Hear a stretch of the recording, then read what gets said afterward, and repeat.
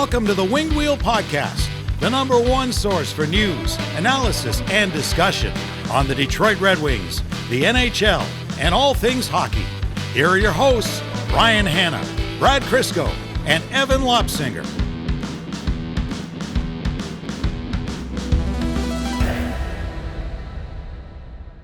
No other dreams, Evan, to forewarn us about? No dreams today. Do you dream often, or is it just like droid back to your charging station, turn off, turn on? That's right. Yeah. No, nothing. No hockey related. No visions for the Red Wings for this upcoming season. I save those typically for my nightmares. But no, nothing. No blockbuster moments over the past few days. A couple people, after hearing your Mitch Marner dream, your premonition, they're like, does Evan not know what like vivid dreams are? Like, this just feels like a vivid dream. I'm like, no, Evan was made in a lab like 9 years ago for the purpose of this podcast, I think. So I think that was probably one of your first 5 dreams in your life. Definitely the first one about the Red Wings in a long time. Something like when I think it's a common thing with Swedish players, they would say they really felt comfortable playing in North America when they started dreaming in English. That's when Evan really feels comfortable with the Detroit Red Wings, when he starts dreaming about podcast related stuff. The content writes itself, apparently. 17 years ago, where were you? 17 years ago, I would have been in high school. Yeah. That would have been, I know where we're going with this. Yes, the Red Wings won the Stanley Cup. Was that? On this date. On this date. 17 years ago, 2008. That's crazy. They beat the Penguins, lift the Stanley Cup. And crazy that a year later, they just canceled the finals. They didn't even play them. A 1-year lockout, but only during the playoffs. 17 years ago. And it was, 2009 obviously was as close as it gets. 2013 feels close for Red Wings fans, but we have not seen the cup lifted in the Winged Wheel for 17 years. Hasn't been all that close, except for that 1 year. That's what I'm saying. Anyways, a demoralizing start, purely for you, Brad. Okay, folks, welcome to this episode of the Winged Wheel Podcast, here to talk to you about all things Detroit Red Wings hockey, now that I've bummed you out, the world of the NHL, and lots more. I'm one of your hosts, Ryan Hanna. I'm Brad Crisco. And I'm Evan. On this episode of the Winged Wheel Podcast, we're going to be talking to you about a bunch of different pieces of news in the Red Wings system. Dmitri Buchelnikov updates, Jesse Kiiskinen updates, and then some more potential targets for the Red Wings, either by trade or signing. Some notable names coming up recently, so we're going to hypothesize what it would take for Detroit and if it would make sense for them. We are going to get into NHL news across the board, as well as our continued 2025 NHL draft prospect profiles, both new ones and another one revisited. All of that and lots more before we jump into overtime. Very quickly, the Winged Wheel Podcast is primarily supported by our Patreon supporters, patreon.com/Winged Wheel Podcast. If you want to support the show, you get access to benefits like our bonus overtime episodes. They record right after these main ones. We let loose, we have fun. Evan gives us more premonitions. We answer any questions that didn't make the main show. You get bloopers, you get stories. It's a great time. You also get access to our Patreon exclusive Discord, and you're automatically entered into all of our giveaways. We give away 2 tickets to every Detroit Red Wings home game in season directly to our Patreon supporters. We have plenty more coming for the offseason as well. So again, patreon.com/Winged Wheel Podcast. Russian prospects. Never try to predict 5 minutes in advance because there's no way ever of knowing.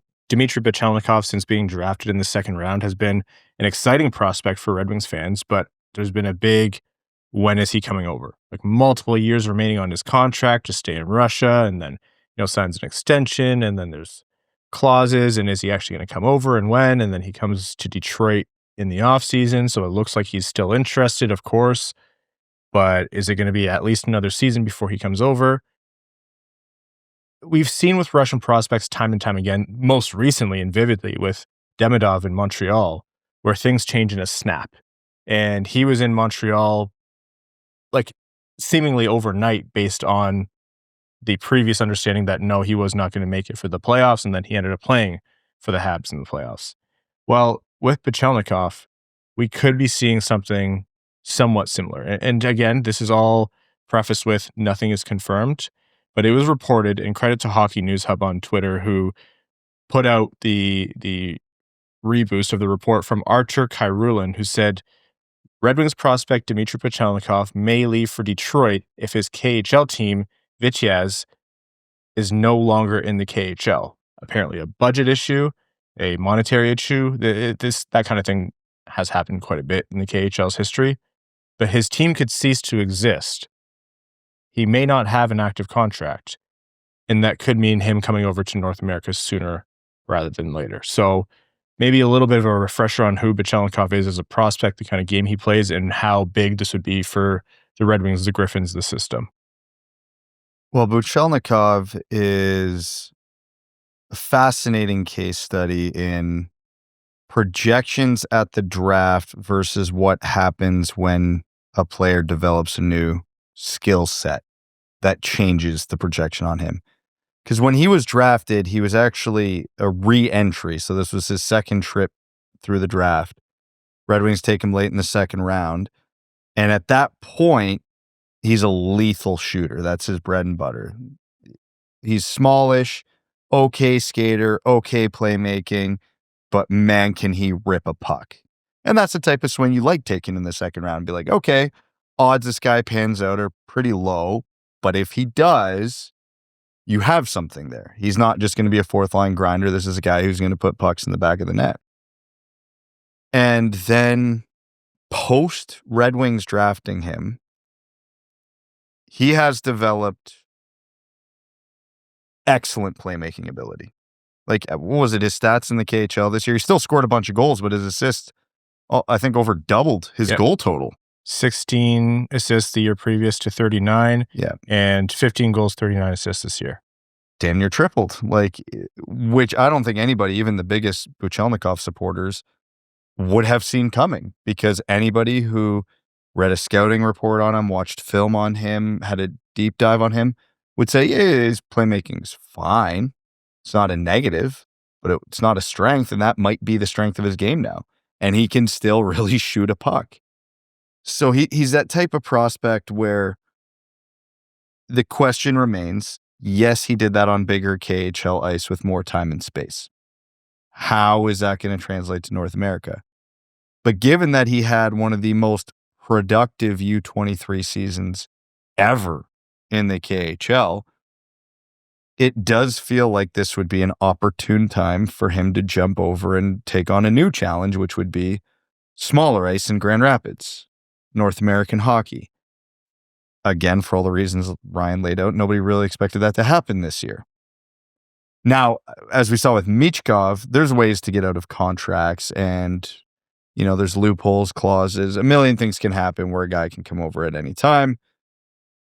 Got to be honest, didn't see his whole ass team folding because they lose a sponsorship as a potential reason for that to be happening.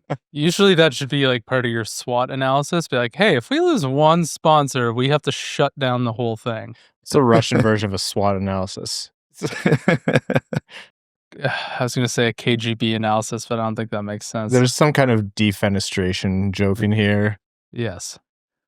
Someone funnier than us workshops that for us.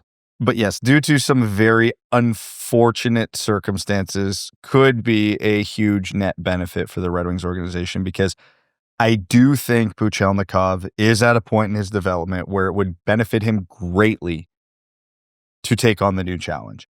It might go great for him. It might go horribly for him, but I think he's at the right point in his development path to find out. I agree. 21 years old, and the KHL is a serious league. I say that as one of their teams might just evaporate into thin air financially, but they are a serious league in terms of the quality of competition is high, and he's playing against grown men there. Very hard league to produce in. So even though you might look at differences in terms of they're not NHLers or different size ice or what have you, the KHL is a league known for defense, and for him to be able to produce at prolific numbers relative to his peers at that age, he's 21 years old. I think he's shown a lot there to be able to then say, okay, yeah, Brad's right. Come over and you try to make that next step in North America. I think it's a great sign, stating the obvious here, that he was in North America, in Michigan previously, working out and wanting to get closer to the Red Wings organization that drafted him. Like, there's no kind of ambiguity about whether or not you think he's going to come over. It's not a grand slam. It's not the same as Demidov or Michkov. So just want to draw that line there. Like, this is not the same caliber of player, but you still have all the excitement that you had when the Red Wings drafted this guy, where you're like, if it's a boom, then it's a big boom prospect.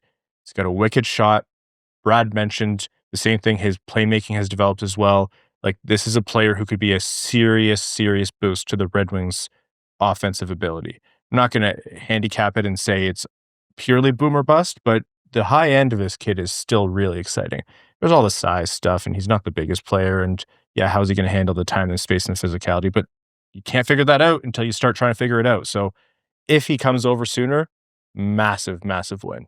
I feel like the Red Wings organization would also be happier to have a prospect more in their control. Obviously, there's always tender negotiations when a prospect plays overseas, but then especially in Russia. So if they can get a caliber of player like Dmitri Buchelnikov over to North America, they can, fine-tune his development under their strict sort of development path, whatever they want to do. I think they would be much happier than doing it that way than him being on a team that's potentially insolvent at this point. So eventually we need to see if he's going to be a guy who can make the NHL roster. And I think, 2-3 years post-draft is now the time to do it. I think one of the downsides to this potentially, and it's a downside in a positive sense, is this could be too many cooks in Grand Rapids. MBN, ASP, and Buchelnikov are all guys traditionally that have played or you would want playing on their off wing on the power play. They're all triggermen. They're all right shot. Well, there's only 2 power play units, and obviously when you get to this level of hockey, there's usually a pretty big drop off from the first power play unit to the second power play unit. So someone's going to be drawing the short straw, because these are 3 guys that if they're in Grand Rapids, I think it's imperative they're on the first power play unit. Like, I would classify that as a must, because their offensive upside is what needs to develop, obviously, because it's their calling card. So could you kick MBN to the bumper? Sure. Not ideal, but you could do it. I would think it's logical to move ASP to the top of the umbrella anyway, because that would likely have to be his role in the NHL, so you might as well adapt him there now. But that's a pretty lethal power play one. And then, of course, how you slot, because if Mazur goes back, if Danielson goes back, you already have Lombardi. Like, all of a sudden, Grand Rapids is exceptionally young for an AHL team, which on its face is a good thing. Look at all these top end prospects we have that should be playing top 6 minutes in the AHL. Fantastic. They're not all going to play top 6. That's just the way the AHL works. And so there could be some interesting juggling there. Could be a domino effect upwards where the Red Wings management's looking at this. Buchelnikov's coming over. MBN's there. ASP's there. Danielson. He's like, we got to keep 1 or 2 of these guys on the big league club. Like, we have to. Yeah. Like, I don't know how that all breaks down, but they really are coming into this, I don't know what the word is, bottleneck of, we talked about last episode, that bottleneck really isn't happening at the NHL level right now, because there's only like realistically 1, maybe 2 guys that are going to strongly push for a spot this year.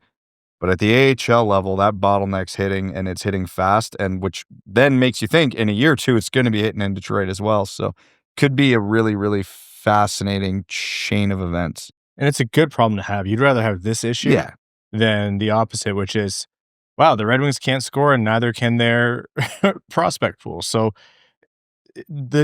Brad's right with everything that he just pointed out, but it is something that you can and will figure out as an organization. That's an exceptionally young AHL team. That might seem silly or counterintuitive, but that's real. Like, AHL teams, it's not just the team with the best prospects. Their AHL team is also the best team. It actually, oftentimes, they struggle if they're very young, because that's still a pro league.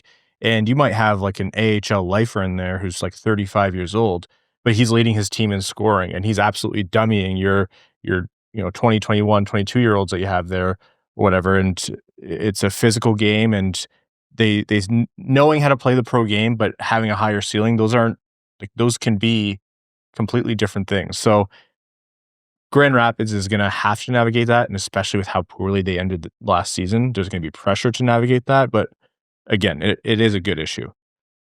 An issue that isn't going to add to that is newly signed to his ELC, Jesse Kiiskinen, Finnish star player, the winger that came in with the Gibson trade last year with Nashville, which it was Gibson for Kiiskinen at a second. And Just leave it at that. we won't say anything else because we are all having a good day.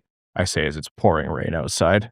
Yeah, that just caught me off guard. It was sunny 5 minutes ago. Yeah, it was sweltering today. Anyhow, the Kiiskinen acquisition has actually been a positive since the moment they got him. Had a great season in Liga as a young winger. Had a great World Juniors for Finland. A really talented player. Detroit rewards him with his ELC.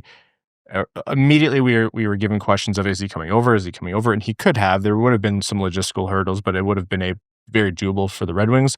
But it was put out there by Let's Go Red Wings prospects, translated an interview where he stated that he is choosing to stay in Finland for another season. So as of now, that's our understanding, that he's going to stay in Finland, but he does have his ELC signed. So a good sign for Kiiskinen, but it doesn't look like we're going to see him anytime soon. For the reasons I just laid out, that's probably for the best. And there's a lot of similarities between him and Buchelnikov, but a lot of key differences as well. They're both lethal shooters, right shot. I won't say Kiiskinen dominated in Europe last year like Buchelnikov did, just because I don't think league is close to the level of the KHL in terms of talent. But he had a huge year. What did he not score a goal per game at the World Juniors too? Phenomenal season. But I like this for him to stay back in Finland because he's the type of guy that can get pigeonholed a little too quickly, because unlike Buchelnikov, this is a guy who could absolutely thrive in a bottom six role in the NHL. If he scores 10 goals a year in the NHL, there's still a world where he's a very, very useful player. But he's also a guy that has offensive upside, and you don't want to just pigeonhole him into that bottom six role. So give him another year in Finland, and he did extremely well this past season there. So let's see if he can take his offense up a notch from there. See if he can go out and truly dominate that league this year, and then come over to North America with a ton more confidence in his offensive game. And if he ends up being a bottom six player, great. He's a bottom six player, but maybe there's a bit more scoring touch there. But yeah, I think, obviously, with the season he had, it's no surprise the Red Wings signed him to his ELC. It's just been a very positive development from that trade. The coolest part about his game has to be, besides all the flair, and you see him on breakaways and shooting, and you're like, wow, what a great offensive potential he is. It's the gold helmet he has to bring over with him. It's so tacky, and I'm not sure it would ever work at all in the NHL or even the AHL or anything. But there's just something so cool about the European leagues that do the gold helmet for the leading scorer on the team. It's so sick. You hate it. May as well put a bullseye on a guy's head. Hey, there's the guy who has the most goals in the league. You should go destroy him. Hey, you could throw him off. There was a season there where Adam Ernie would have been wearing it for the Red Wings. That's right. Adam Ernie, co-leading goal scorer that one season we just talked about? With 11. It doesn't matter, Brad. I'm sure all the players on the team would love seeing that. Hey, there's the guy who's leading our team in scoring. He plays on the fourth line, makes $1 million. Sweet. They don't ask how many, Brad. They ask how. Right? That's how that goes? Yeah, exactly. He had... We do not disrespect Adam Ernie. He had some lethal goals that season. It was literal minutes. We can talk about all this. Yeah. What was it? The one on Carolina where he walked two guys and then just ripped it bar down, and we all had to text each other. Was that him? He did that once every 4 months. Yeah. And just ripped it from an unreal angle. That's the kind of goal where you're oh yeah, even the worst NHL player that you can think of at any given moment is 1,000,000 times better than the best player you've ever stepped on the ice with. Yes, 1,000%. Anyways, hopefully we see Buchelnikov soon. Excited for Kiiskinen, but it's going to be probably the status quo for another season. That is some Red Wings junior system updates. Let's talk about some Red Wings opportunities, and I'm going to borrow from the NHL news here. Dallas is rumored to be shaking things up, and whether or not it's Pete DeBoer still seems to be up in the air. There's been reporting out there that they don't think that it's going to be Pete DeBoer being moved on from as head coach. A little bit of a surprise to me if that's the way they choose to go, but that is what it is. Jason Robertson is a name that may be out there in trade. And Jason Robertson was quiet for a bit in the playoffs, but then he was one of the only stars who turned it on. And he is going into the final year of a $7.75 million contract that walks into restricted free agency with arb rights. And I mean, that was a funny contract because Dallas essentially let him sign a deal that waited until the cap went up like massively. So he's going to cash out. He's due a deal well north of $10 million, you'd have to imagine. And they might want some cap flexibility. So his name could be on the table, it's been reported. If that's true, and that's a big if, do you go balls to the wall for Jason Robertson the way we've talked about other players who are available in trade? I got to repeat and rehash a couple things before we talk about Robertson specifically. Actually, first thing I want to point out is go look at the right side of Dallas's defense, what some of those guys are making. And yes, of course, Robertson's going to be where you're going to free up that cap space, but I digress. This is one of those ones I refuse to believe it's actually a thing until I see his name listed as traded. You know what I mean? Like, Yeah. it just doesn't make any damn sense. It's too good. Like, no friggin' sense. They have a million more ways to create cap space than trading Jason Robertson. And I understand that he's coming off a contract that we criticized at the time, saying, hey, when this is up, you're just screwing yourself because you had the chance to lock him up. Either way, here we are.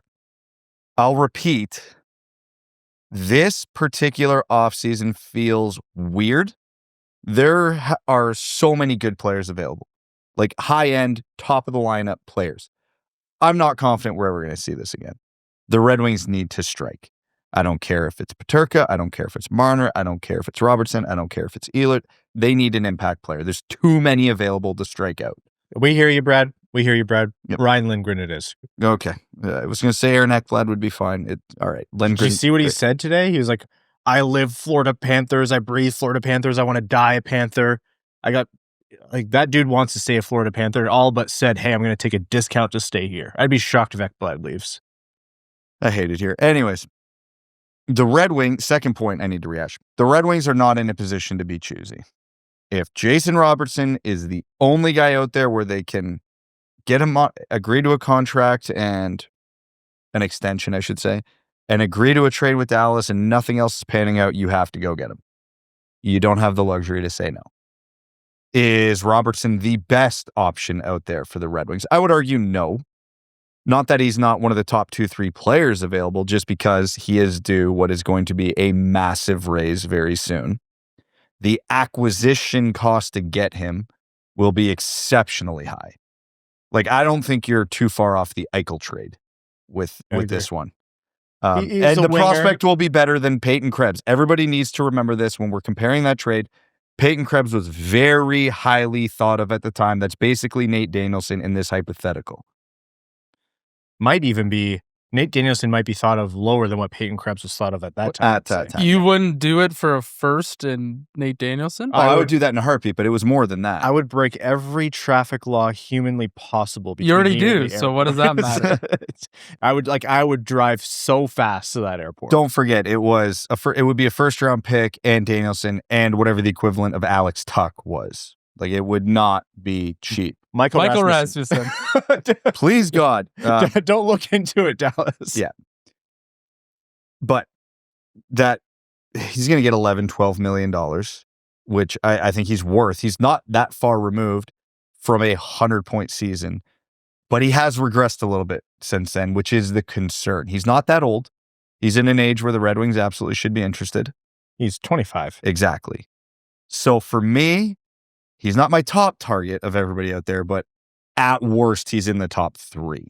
Well, what sort of contract do you think Jason Robertson would command? He's not a UFA, so he can't necessarily get a Mikko Rantanen level deal. I think Rantanen's potentially better than him, but he's younger, so I don't know. That one's tough. So you would obviously trade for him before you sign the contract. Yeah, that way you get the course. 8-year eligibility. Well, you could still do a sign and trade. Exactly. But in a circumstance like this where you have a year before the contract would even kick in, there would be no point in doing a sign trade. You would have him for a full year to do it yourself. I think you're looking at an 8x12. That's where I kind of started too. Because again, people roll their eyes, but it's a conversation. Texas to Michigan are not the same tax rates. It is a significant difference. Rantanen is most definitely better than Jason Robertson. But I think the gap between them is about what they'd lose on taxes going from that state to the other. So you're probably looking 11.5 optimistically, probably 12, full 8-year deal. That's why he signed the bridge, because this is the contract he's looking to cash out on. So there will be no 4 or 5-year deal here, I wouldn't think. So let's just call it you're giving up a first, Danielson, and pick a half-decent roster player. I don't care who. It doesn't matter. Michael Rasmussen. Sure. It doesn't come close. It doesn't come close, but okay. Well, I mean, Detroit's first is pretty hefty. Let's call it this year. They make the deal before the draft. It's pick 13, which is a lot different than a late first. 13, Danielson, Rasmussen. Do you think they do that? You're in the ballpark, I think. Okay. I think this would be one of those ones where it could be a phone call before the draft. Dallas has a guy. If he's there at 13, it really ups their perception of the value on it. Maybe I'm crazy, but like I would do that in a heartbeat, which makes me feel like it's not nearly enough. They'd say first Kasper and I would, yeah. That would, yeah, which I don't know if I'm there yet. I think whoever you get at 13 plus Kasper is more valuable, but that's another conversation, especially with the money you're not paying. But that's the ballpark you're in. And I think, again, if you're Detroit, you don't have the luxury of saying no. If Jim Nill calls and he gives you those 3 pieces and throw in another good prospect just to fill it out, call it William, for argument's sake. They are looking to bolster their right side of the defense. Well, you know who they're asking for then. Do you do ASP and a first? I'd be very close there, yep. Yeah, I would be looking long. Well, you'd have to re-sign Jeff Petrie then to secure up that side. Yeah. Now I'm out. Thanks, Evan. But again, the Red Wings they don't have the luxury of being picky. They just don't. Would I much prefer them give up 0 assets and overpay one of the good free agents? Yes, yeah. That is primary option number 1. Detroit's not a destination right now. You are unlikely to get any of the good free agents that you would actually want. The beauty of a trade is most of these guys that we're talking about don't have trade protection. They can't say no. I'm trading for you. You're coming to play for the Red Wings. Robertson could do what DeBrincat did, though, and go, you can trade for me, but I'm just signing a 1-year deal then to take me to UFA, which he has the right to do. It's why we got DeBrincat. We can't complain about the system, but it's a possibility. So you still probably want some assurances that if we trade for you, you're going to extend long-term here. Hey, Jason, also, if we trade for you, we're also trade for your brother Nick as one of our bottom 6. Although Nic Robertson might be better than Detroit's bottom 6. Oh, he's definitely better than Detroit's bottom. He scores. He's got his deficiencies, but he scores at a pretty good clip relative to the ice time he gets. So he's not like a massively physical player, but he's not small. He's a big body, left shot winger. Brad said he's not too far removed from a 109-point season. That was 46 goals, 63 assists. The regression the next year, and these I'll go back to 2021, 2022. 74 games that year. 41 goals, 38 assists, 79 points. The next 3 seasons, all full 82 games, 46 goals, 63 assists, 109 points. And then the season after that, 29 goals, 51 assists, 80 points. Back up a little bit this past season, 35 goals, 45 assists, 80 points. So he has the juice for a 40-plus, nearly 50-goal season. His down year there makes him the best player on the Red Wings. Yes. Well, 29, 51, 80. Yeah, I mean, that's Lucas Raymond numbers. Yeah, better than Lucas Raymond numbers. Well, I think Lucas Raymond 80 points this past season. That's fair. So literally, tiebreaker goes to the younger player. So I'll give you that. But that's his worst season. Yeah, I think Dylan Larkin's a better center than Roope Hintz. So you could only imagine that those numbers would get potentially better. I think those two are like.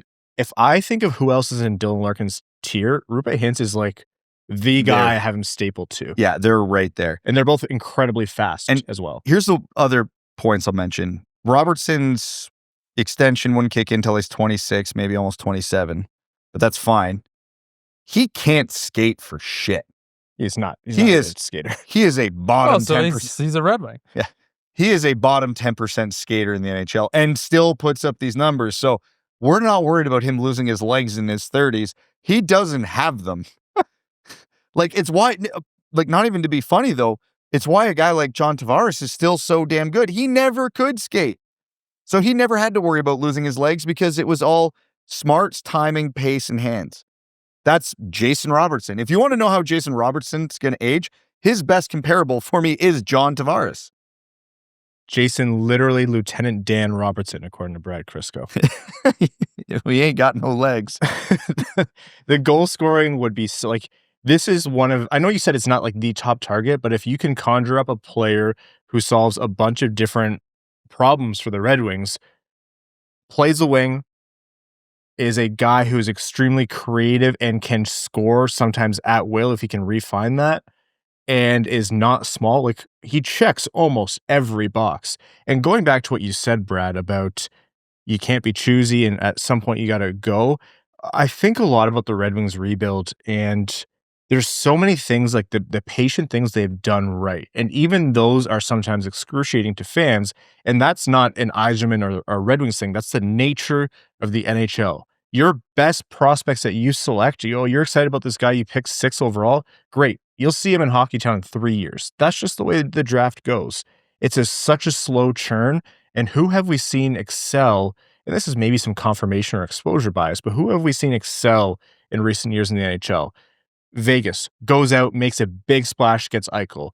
Florida goes out, makes a big splash, gets Tkachuk. Dallas, I mean, Edmonton, Draisaitl and McDavid, I understand that's a different story, and not everyone can do that. Ekholm. Like, sometimes you have to understand that you got to pay a big price, an uncomfortable price, if you want to make those big splashes. I'm not saying it's foolproof, and every time you go and get a Robertson, or let's say you traded for Marner or you trade for Rantanen, it always works out. No, you could get boned. But if you're the Red Wings and you're thinking, hey, I'm nervous about Montreal catching up, I'm nervous about Ottawa catching up, or that those teams have sustainably caught up to us, what do? You try to accelerate things by pushing the pedal down, and that you don't draft harder, you diverge from the path that's set ahead of you, because it's so rigid in the NHL that oftentimes we find that the bold are rewarded. Maybe I could be wrong, but it just feels like in the modern era, those who make the bold moves are rewarded. Jason Robertson, I'd be all over, man. I would. It's the caveat to what you said is bold, but still smart. Like, all the players you listed off were not 30 years old when they were acquired. They went out and got top players in the prime of their career with a long window of their prime still there. Because I know there's going to be people screaming about, okay, well then just throw $10 million at Gavrikov. Well, okay, that's not what we're talking about here. 25 to 29 is a gigantic difference in NHL terms. Are those 4 years worth the trade assets you'd have to give up versus a free agent? Yes, absolutely. Yes, they are. I think the difference between me and you, or me and the folks who thought about what you just said, is I also think like overpaying for Gavrikov would be one of those, maybe not a home run, but that's like a, ground rule double. Well, in a perfect world, you do both. That's right. Yeah. There's also teams that believe a little bit more in their amateur scouting, right? Like, if I'm Dallas and a team is offering me a couple firsts or a couple firsts and a couple seconds, I have belief in my team that they're going to find me some gems and draft me maybe my next Jake Ottinger. So, hey, Sebastian Kosler. Exactly. So don't just remember how Detroit got that pick. Yeah. There's definitely some teams who are going to value those more than others, regardless of position of pick. Like, I think the only realistic way Robertson ends up in Detroit is draft floor. Dallas has a guy. He falls to 13. The Red Wings are like, eh? And they have like the rest of the framework of a deal worked out. All right, he's there. Call it in. Trade 13 and whatever. Dallas gets their guy for the reason Evan laid out, because they would probably be supremely confident that their guy's going to be a dude. I just have to imagine they're well, that makes me nervous as well, right? Yeah. Because if Dallas is calling and being like, we're now interested, if I was the Red Wings staff, I would be saying, who do they like and why don't we see it? We know that they're a strong drafting team. We believe we are as well in the first round. Why? Who's there that we're missing? What don't we see with some of these prospects? Here's what I will say in regards to that. Because Dallas, this is the unique situation where I don't think Dallas is necessarily looking for a roster player in return because they're trying to free cap. They can't take another $8 million player back. So futures would appeal to them. And the benefit to the Red Wings here, if we're talking specifically about 13th overall, there's not a player in this draft that's getting to 13 that I think is going to be better than Jason Robertson. No. So even if you're worried, oh yeah, they might get an absolute dude here, probably still not Jason Robertson. If second or third overall is better than Jason Robertson, that's a huge boon for those teams. Actually, you know what? Robertson's not a terrible comp for Misa. I think Misa's a better skater, but I don't think he's got quite the offensive upside that Robertson does, but like for context. All right. That's quite a bit on Robertson. Again, I do think Axel Sandin Pellikka would be part of any ask there, but yet another name thrown into the mix in a crazy offseason in terms of why are all these big names available and can Detroit get any of them?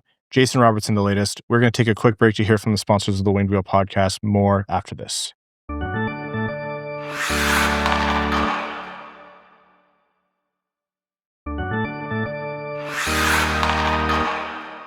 All right, let's keep talking about players around the league. These ones signed not to the Red Wings. Couple notable contracts. Brock Nelson stays with the Avs. 3 years, 7.5 a year for Nelson. And older player, but was always going to get a kind of big money deal. We call that what the Brad Marchand deal might be next, for example. I don't think was the performance that Colorado was looking for in the playoffs. When they brought him in, they paid quite a bit to get him, but it's less about Brock Nelson and more about the overall composition of the trading away Rantanen and Ritchie and assets and what they could have paid Rantanen, what they're now paying Brock Nelson and other pieces. Like that flip of Rantanen and key pieces into depth that you're still paying quite a bit. I don't know that I see Colorado's calculus here as all that. I don't want to call it not sensible. He's a good player, but I don't know that I would have done it. The big picture, a lot of mistakes were made, but if we're viewing this move in isolation as a pending UFA that they decided to keep, I think it's a perfectly reasonable contract for where Colorado's at and what he is. I don't think on year 3 he's going to be worth 7.5, even with the inflated cap, but I don't think it's crazy. If he puts up 50, call it 50-55 as a second line center this year, they're probably very happy with that price and that contract. So, and Colorado's in win now mode. This would have been way worse off if they traded Callum Ritchie and everything else, and obviously all the dominoes before that, for 20 games of Brock Nelson. So at least now they're getting 3.5 years out of Brock Nelson. So I think it's fine.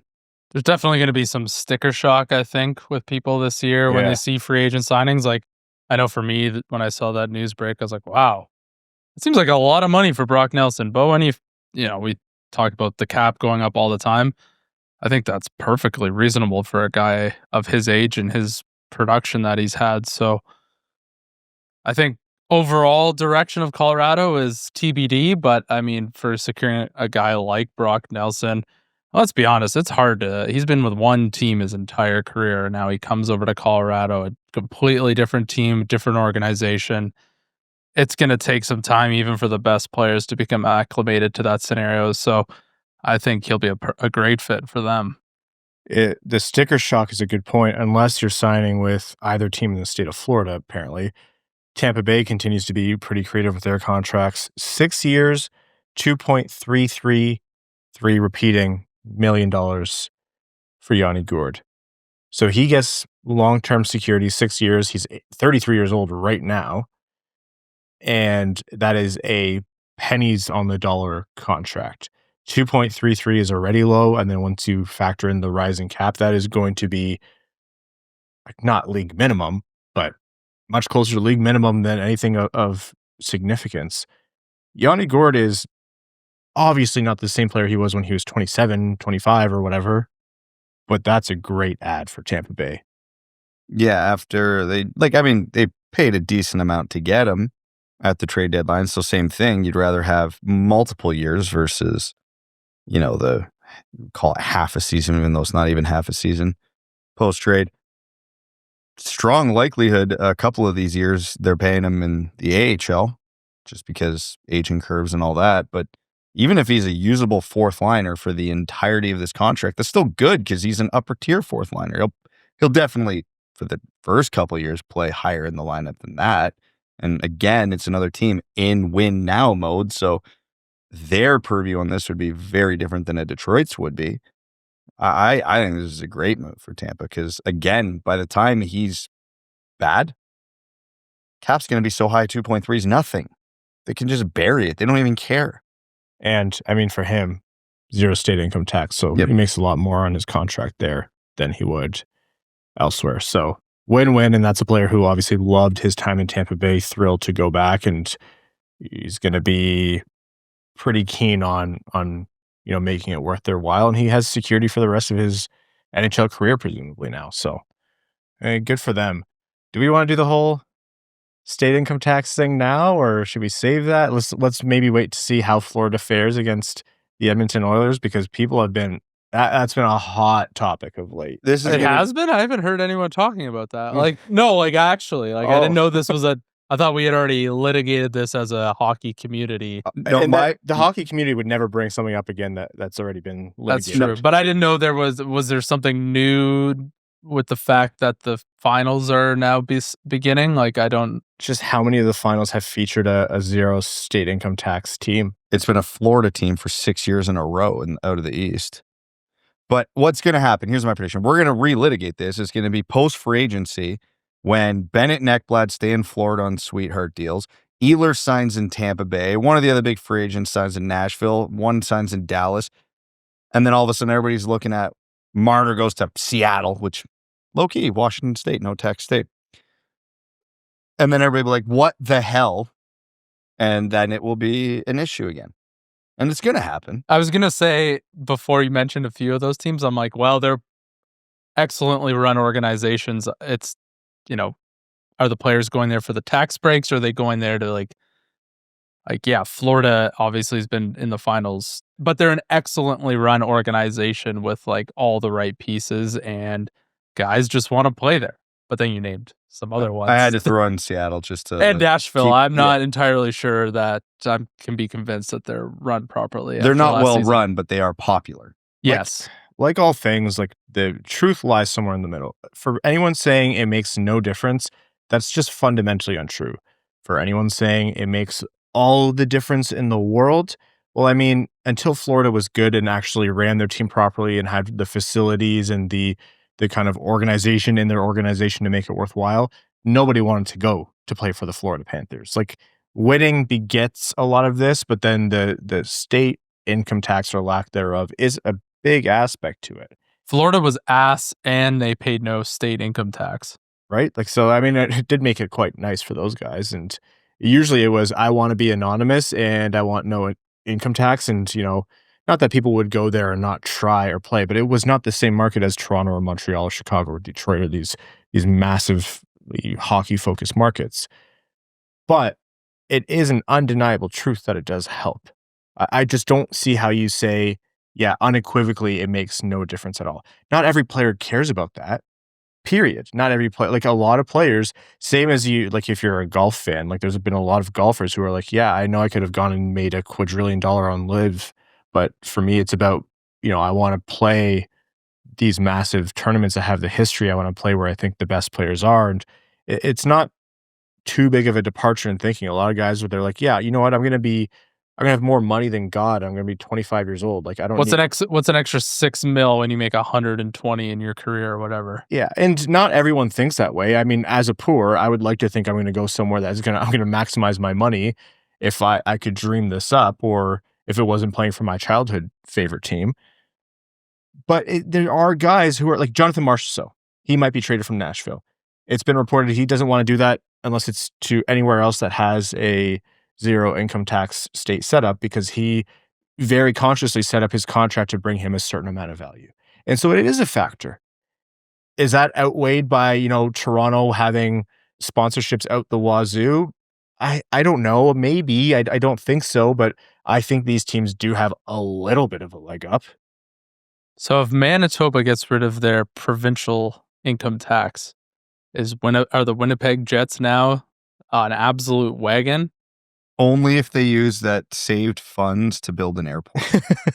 Or a bubble around Winnipeg that turns it into a literal greenhouse, so it's a bit warmer in the winter. I think you can get away with the weather, but like maybe a giant mosquito net just for when it does get warm. -40 in the winter's a lot, though. Well, I've been outside today. I think we're well on our way to changing that a little bit. Hey, golf season will be longer. That's true. So will forest fire season. That's way too true. This is a depressing episode. Like the solution of like trying to give the teams higher proportions of cap space. I don't know that like you're never going to get a one-to-one solution like that. And you might say, okay, Canadian teams, for example, will have astronomically higher taxes. It's just how it is. But one, you don't always get taxed based on, your home team. It's like where you're playing, you get taxed different ways, where your primary residence is, there's a bonus thing. And oftentimes like the tax agencies, the IRS, CRA, they'll challenge portions of that as well. John Tavares is or was going through that with the CRA. All of that's annoying and boring. But maybe there's like a partial, okay, if you live in a higher tax state or province, you get a partial relief or you get more cap space. Okay, well then you get to the Winnipeg Jets. Do they have the revenue to be paying more? They should. You hope they do if you're there in an NHL team and they have a serious owner. But then you're going to have teams that are like, I don't want to spend all of this. We can't spend all of this. There's not really an easy in-your-face solution here. Anyways, we'll see how the finals go. If Florida wins again, it's going to be absolutely the topic of the summer. Well, especially when they re-sign everyone. Oh, 100%. Some other names that are floating out there, and I think these have some maybe relative relevance to the Red Wings. Jonathan Toews is a guy, we've talked about him. He had that whole, health journey, chronic illness, could not figure it out, went to India, made that post, talked about, I'm not even going to pretend to know what kind of medicine he was talking about or what the processes or procedures were. It was out of left field. I was like, is this AI? Is this like really weird? The doctors AI? are trying to still figure it out too. But he seems to be feeling better, and he's now for the first time feeling like he's ready to play again. And with Jonathan Toews, that's a funny one. The Kane connection is right there, and so everyone's thinking about that. And my first response is, Toews kind of sucked before he went off and left the league for a little while. Was that related to illness and injury? Maybe. And he's old, and he hasn't played in forever. So, most likely not. But probably a decent fourth line center option. If he's a decent fourth line center option, I'm all over it, but I still think that's unlikely. But I probably said something pretty similar, relatively speaking, about Patrick Kane. So who am I to talk? I hate to keep repeating myself. Can't be much worse. Like you look at what the bottom six the Red Wings have been trotting out for years. There's no upside there. And I with you, I doubt there's going to be much with Toews. But I can talk myself into that, right? There could be. That's the whole thing's a big if. It's predicated on what's he showing in on-ice workouts.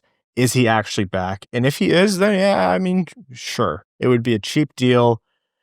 The Quenneville connection in Anaheim is going to be a popular destination as well. Winnipeg for the hometown kind of thing, but all the no tax states. I don't know that's gonna. I can't pretend to know how Toews thinks. Anyhow, it's not like if he comes in to any team, it's as Evan said, that's a depth piece. He's not fixing anything. This isn't a top six center for Detroit or anyone else. He doesn't flip to be a top six winger. Like that's just not the case. It would be a very scaled back version of what Kane has brought to the Red Wings. Like very, very, very scaled back. And I have my doubts. Kane got a hip resurfacing. Toews got, I don't know. Part of him probably got to resurface. Hey, man, if he comes back and he's great, good for him. And you're going to see whatever it was become a lot more popular.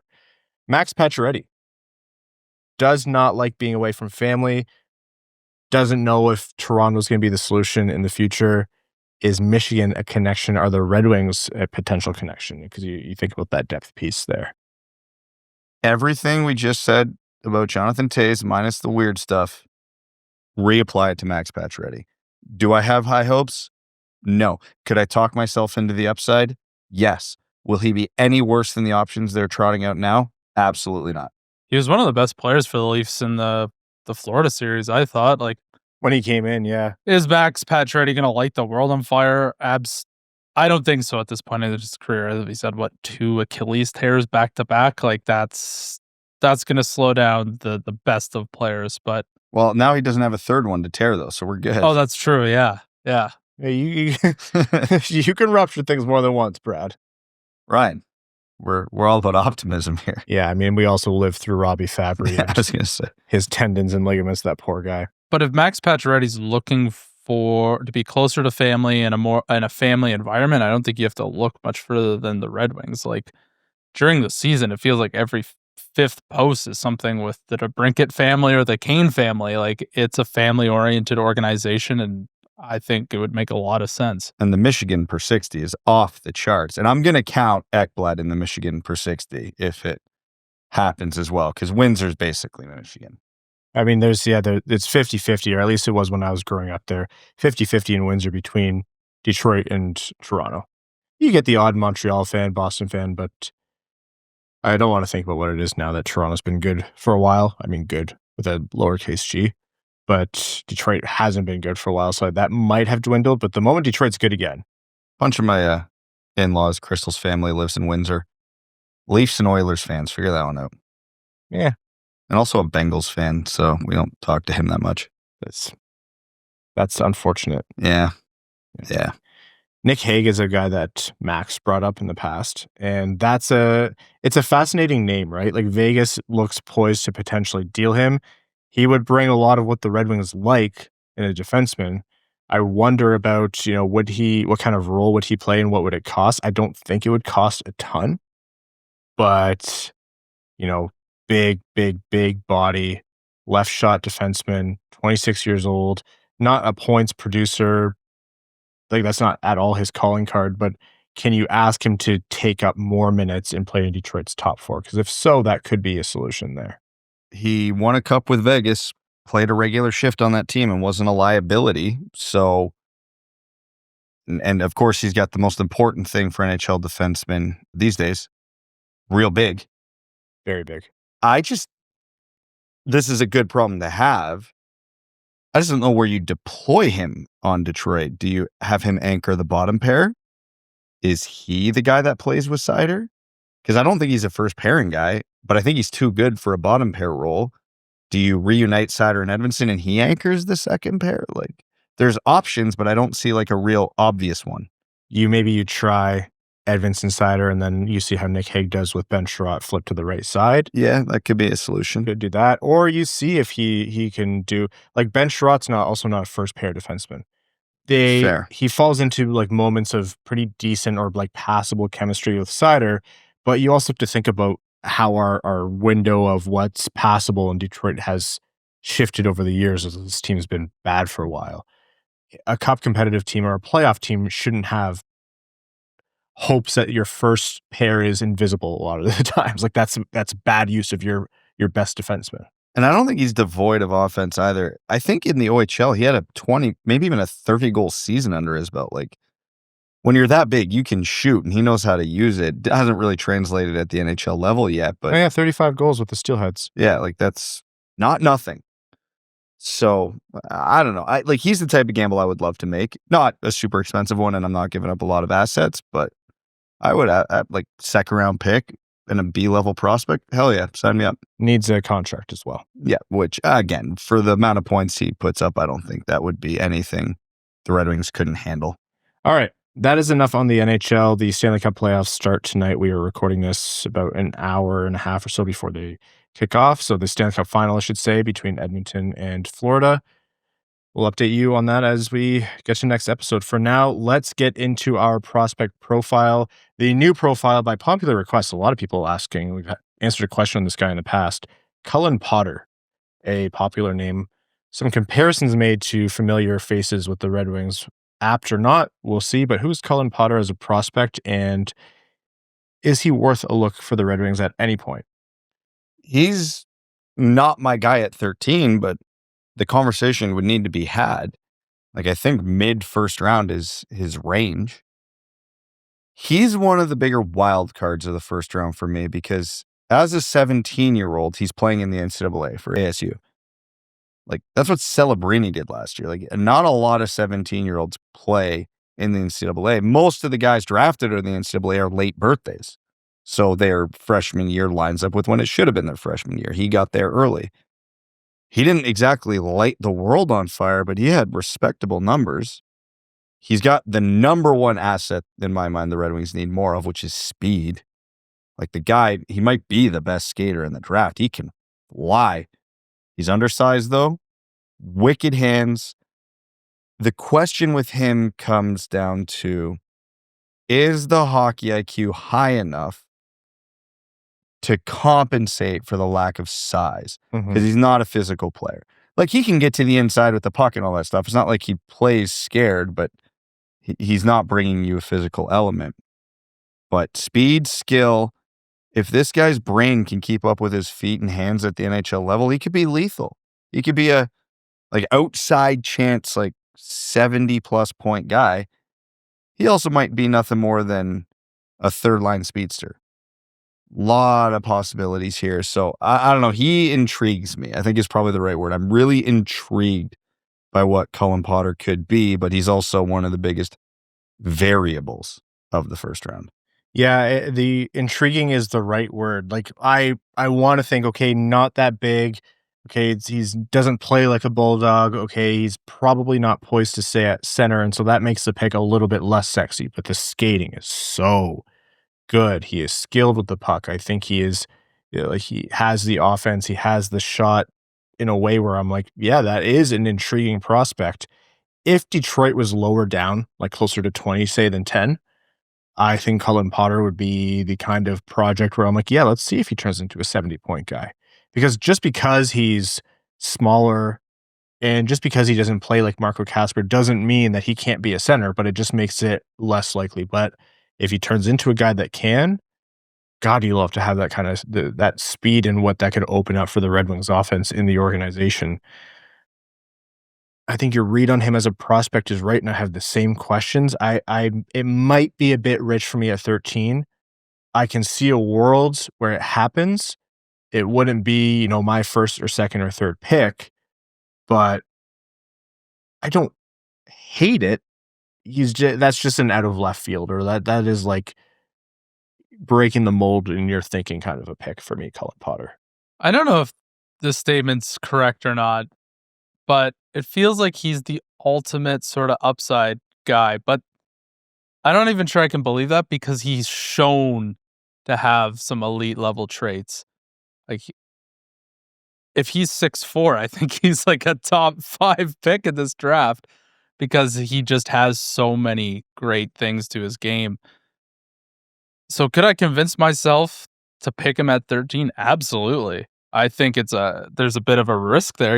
He's got to be a professional eater, and it's not easy for undersized guys to make the NHL, but there's a lot of success stories, especially recently, of guys making the NHL with their elite level traits, but just not being tall. And I don't, the Red Wings have one of those guys on their team in Alex DeBrincat. So very interested to see where he'll go in the draft. Could I see the Red Wings taking him? Yeah, for sure. His range is all over the place for me. I could see teams looking at him and talking themselves into, and I think there's logic behind it going, this guy is Matt Barzal. Mm-hmm. We think he can be our Matt Barzal. And if you think he's that guy, 13 all day makes sense. Different heights, but I could also look at him and go, okay, well, yeah, it's great, but I think his ceiling's Andre Athanasiou.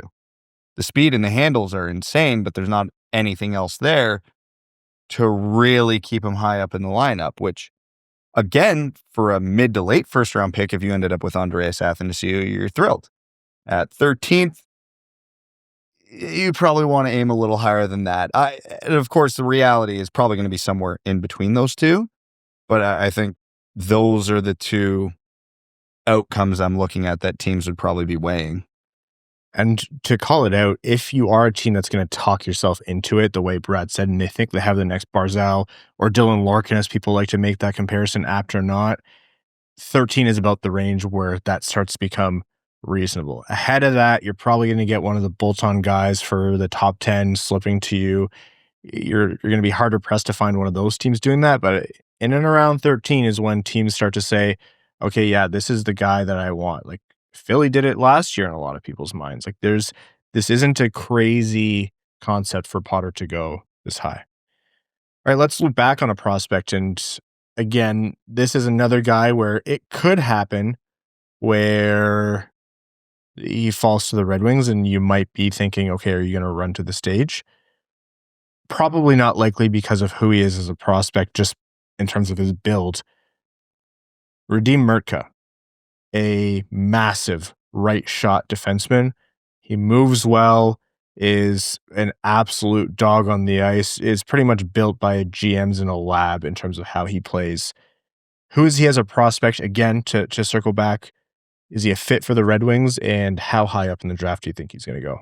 So to finish off the last conversation, I just went to look at it. I have Colin Potter at 14 right now. Oh, look at that. So it's not crazy far off, but again, that's with the context. I'm way lower on the defenseman than most people, so I just got a huge run of forwards.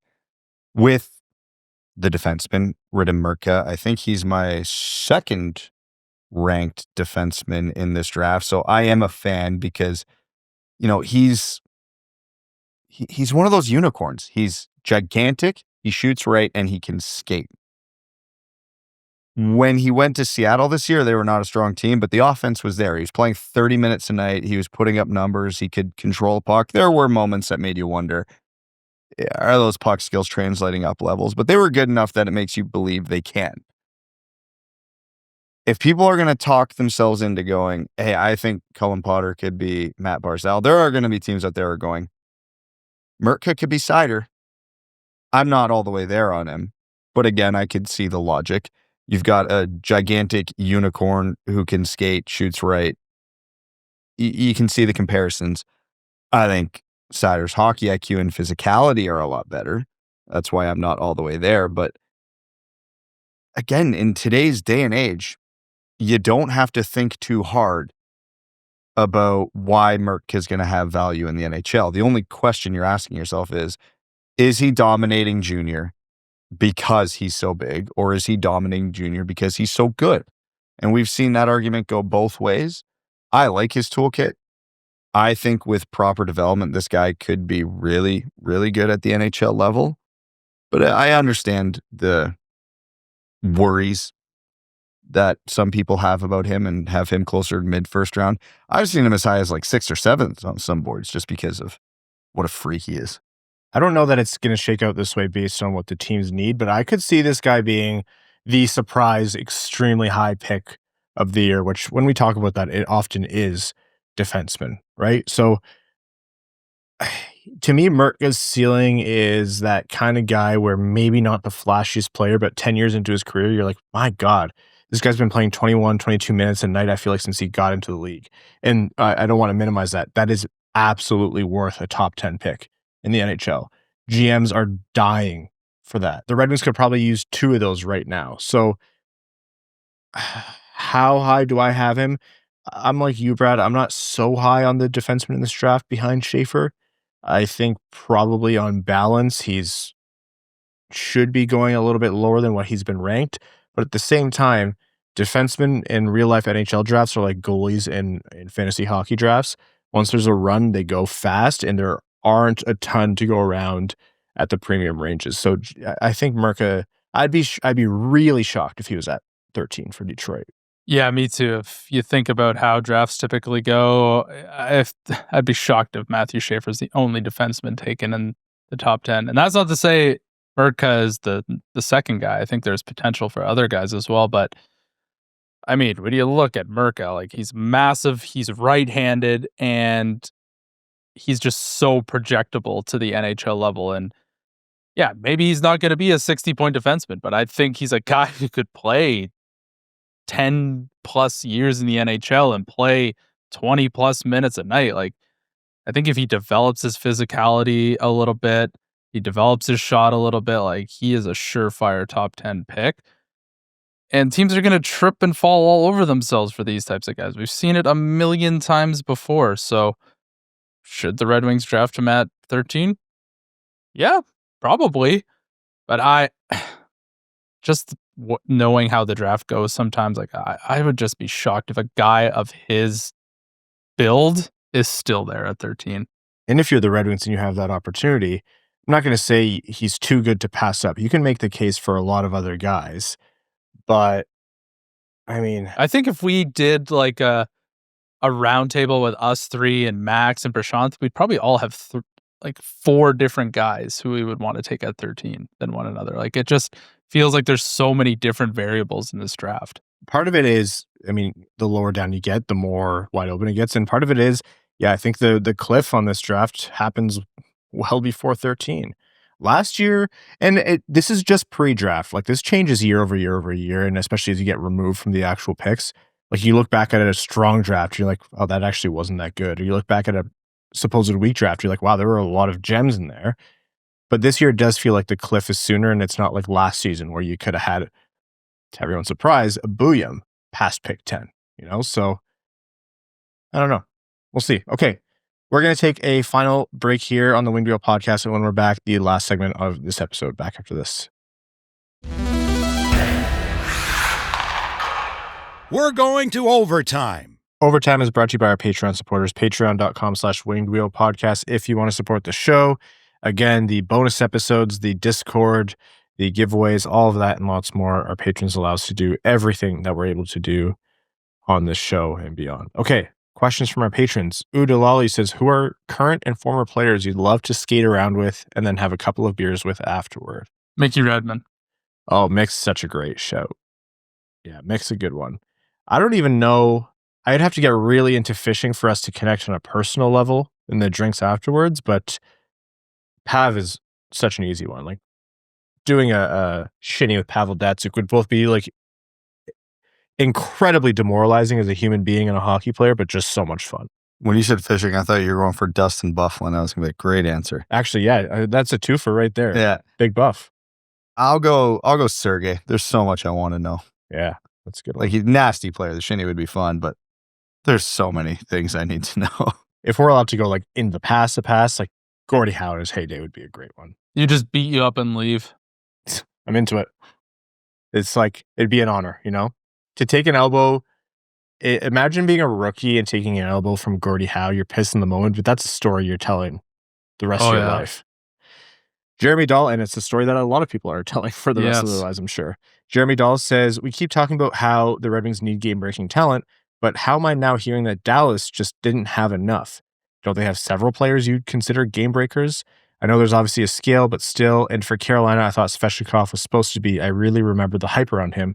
So what happened there? So I'm going to package this question all up into, it's not just about adding all of the best talent possible to your team. We've seen multiple versions of really great teams on paper be absolutely nothing like that on the ice. It might be a little bit of a dated, reference point for this now, but I think of the Korea, Solani, Colorado Avalanche from way back, right?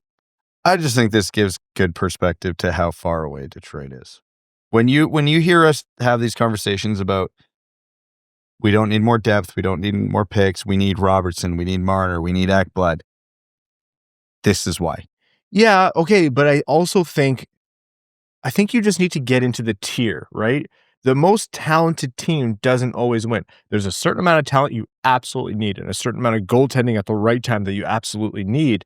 But the makeup isn't always the guys who have the highest combined cumulative overall in NHL 25 or whatever we're on now. Like, you need to build a team where the window's open for a long time so you get a lot of kicks at the can. You give this Dallas roster 6 straight runs, I bet you they're winning a cup.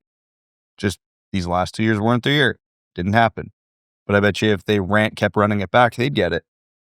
Rantanen a little bit healthier. Ottinger has a good year. Yeah, I can see what you're saying.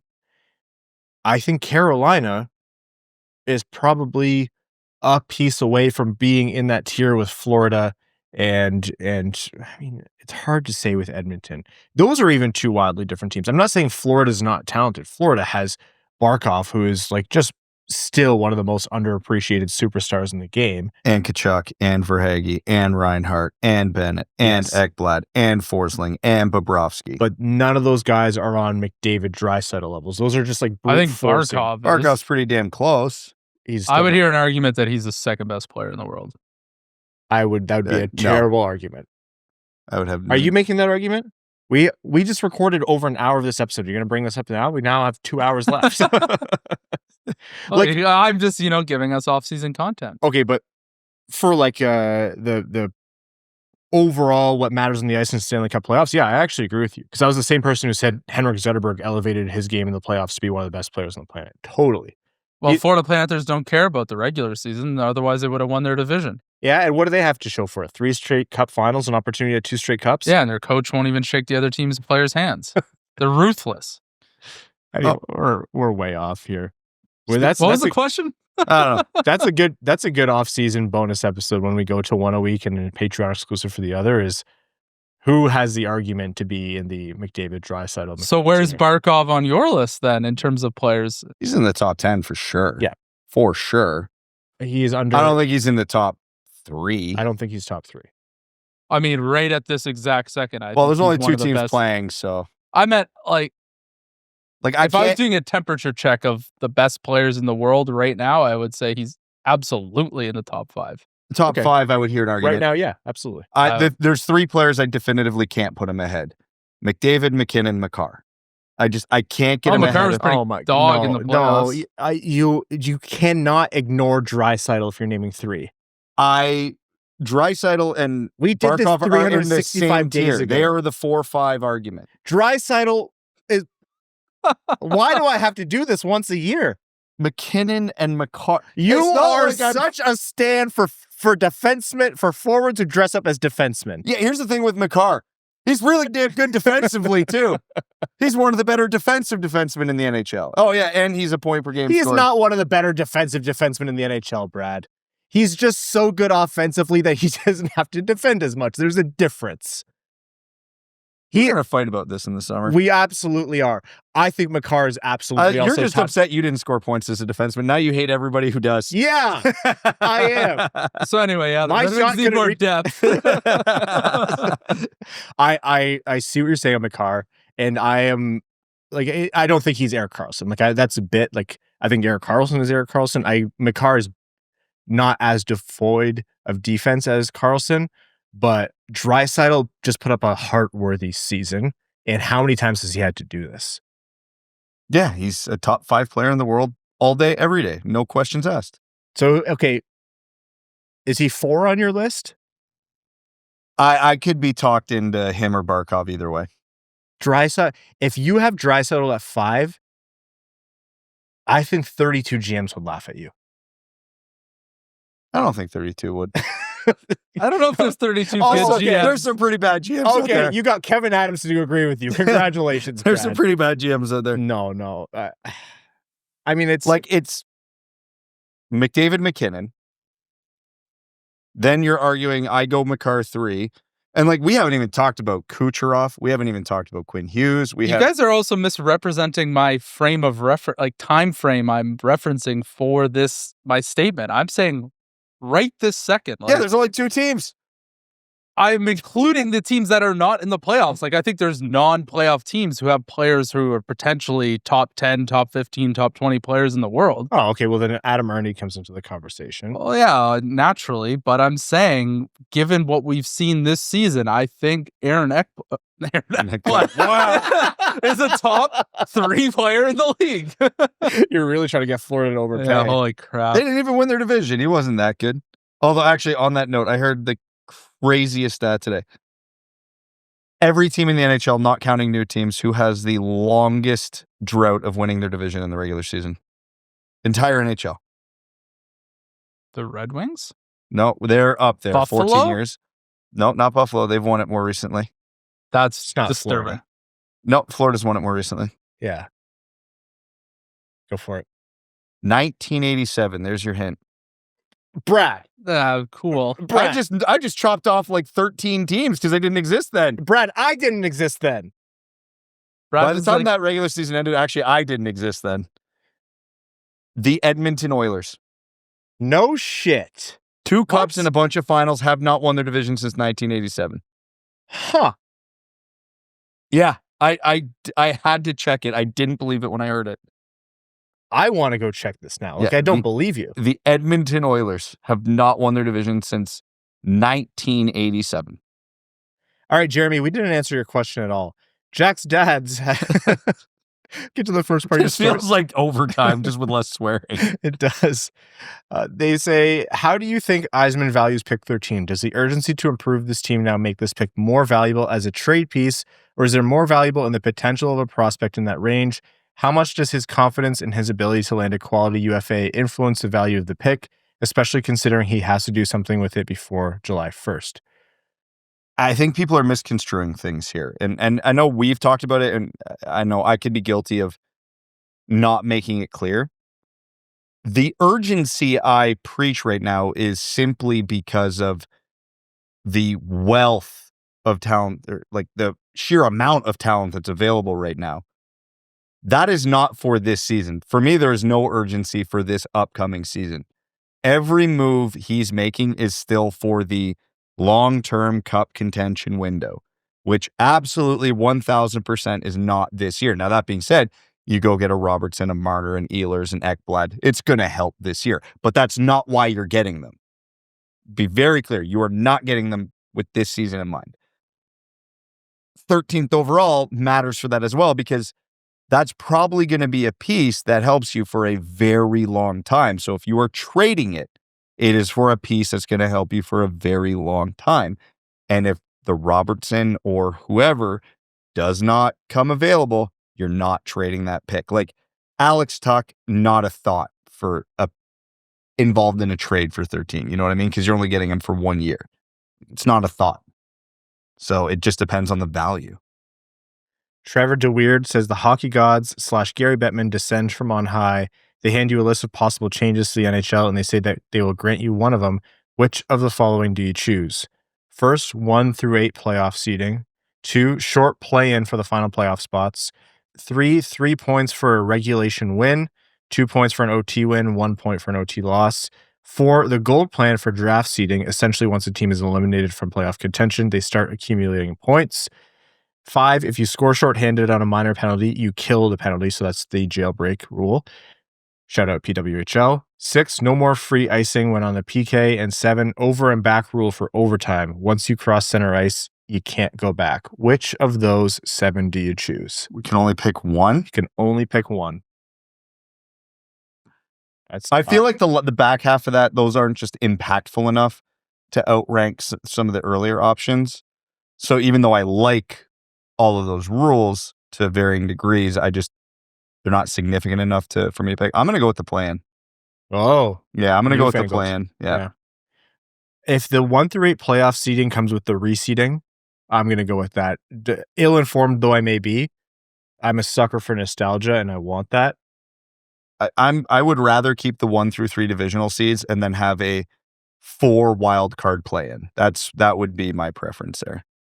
This is a fun question because you have to either think of, what's best for the game of hockey or what's best for the Detroit Red Wings. Yeah, I wanted to pick the gold plan, but I'm like, I don't ever want to think about that again. Yeah. Might be too late. Hello, McKenna. For me, I'll pick 1 through 8. Like, it's just way less confusing for casual fans. They just want to know who's the best, who's the worst that made the playoffs. And it's way easier to understand, If an 8 seed beats a 1 seed, that's probably a big deal. But if wild card 1 beats Metro Division 1, like, regular people don't know what the hell that means. And let's just keep it simple. James Pridemore says, what team are you happiest about being knocked out of the playoffs and why? Bonus, what team are you happiest about not making the playoffs and why? Toronto. Yeah. Of course, Toronto. It's always funny. It'll never not be funny. And selfishly, if the Red Wings get Marner, there could be a direct correlation there. And then team that missed the playoffs. Like, I want to pick a team that just barely missed because that's funnier because the rebuilding teams. I'm going to go with an outside of the box choice for that one. Vancouver. I was just going to say Vancouver because the chaos is so good when they're bad. They had one run hot for one season, completely overvalued how good they are. Their owner's an asshole. Like, and I feel bad for Quinn Hughes, but Vancouver, absolutely Vancouver. Yeah, and for me, it's like Quinn Hughes, everyone's thinking New Jersey. Obviously, it's going to be Detroit for him, so there's also benefit for the Red Wings. Yeah, Vancouver and New Jersey will never be able to come to an agreement because they're going to just try to take each other's Hugheses. So the natural solution is a third party comes in and just takes all of them in separate trades. That's yeah. You're going to see the Yzer plan hashtag be used a trillion times more if he pulls off 3 different Hugheses trades. It might only have to be 2 Hugheses trades. True. Yeah, one blockbuster and another just bigger blockbuster, I guess. Jack Mullen says, Evan, which team are you happiest got knocked out? Which team are you happiest didn't make it? You know what? I don't even know if I'm happy that the Leafs got knocked out because at this point it's becoming a sick joke. But I'll say the Leafs because until proven otherwise, I'm sticking with the Leafs. The team that I wish made the playoffs would be Columbus. No. Wish. You're happy missed the playoffs. Oh, happy missed it. This is where you get to be petty. What a dick.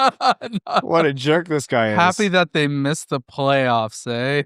I don't know. There's so many. Really, this year, I don't think there was a team that deserved it that missed other than Columbus. I don't know. All of them. Like, nothing against Connor Bedard, but it is funny to watch Chicago also, like, perpetually suck, and, like, they added good players and they still suck just as much. I'm like, it's familiar, but also the nostalgia of hating on Chicago will never go away. Jack Mullen says, which Atlantic Division rival do each of you personally hate the most? Oh, that's all the same question. It's Toronto. Okay, other than Toronto, for the sake of actually making it a question. Ottawa, because the second half of this is individual players from the division. Brady Tkachuk. If you're the Red Wings, you hate Brady Tkachuk. Is it Ottawa more than Boston now? Yeah. Boston? I was going to say Montreal. Yeah. We knew you were picking Montreal. For a man who drives like the French Canadian, he really does have a vendetta against them. Just wait until Lane Hudson makes his first tape pass to Ivan Demidov, and it's all over your social media feed next season. Then you'll be on my side. Like, is it weird that, like, my first thought when it's like, which Atlantic Division team do you hate the most? My brain went to Buffalo's really the only one I can tolerate. Yeah. I kind of just feel bad for them almost. You do, right? Like, at least I have the Bills thing, so, like, I get a lot of crossover there. So I genuinely feel for the Sabres fans. But, like, also, I like the city. I like the area. I'm there all the time. Bills like, Lions is also, like, a very, like, same vibes. Same arc. Yeah. Like, so, like, the Rust Belt Bros is what they were called forever with. I mean, Josh Allen is no Jared Goff, but that's still, you guys make do with him. Yeah, they are definitely in different tiers for sure. And I'm going to stop there. I'll leave it at there to be nice.